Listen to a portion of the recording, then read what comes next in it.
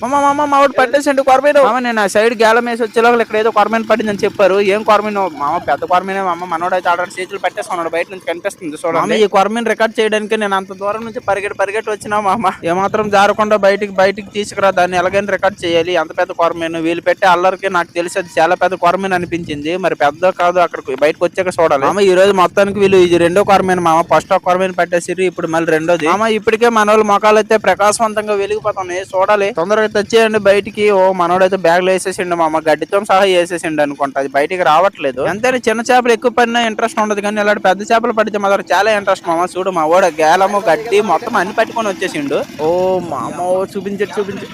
ఓ మామ పెద్ద కొరమీనే మామ, మినిమం 1 కేజీన్నర ఉంటది ఇది. ఓ ఎక్సలెంట్ కొంద మామ కొరమీను. సో మామ మనకు దొరికిన ఈ కొరమీను ఎంత వెయిట్ ఉంటుందో కింద మీరైతే కామెంట్ సెక్షన్ లో చెప్పండి. అలాగే వీడియో నచ్చితే లైక్ చేసుకోండి.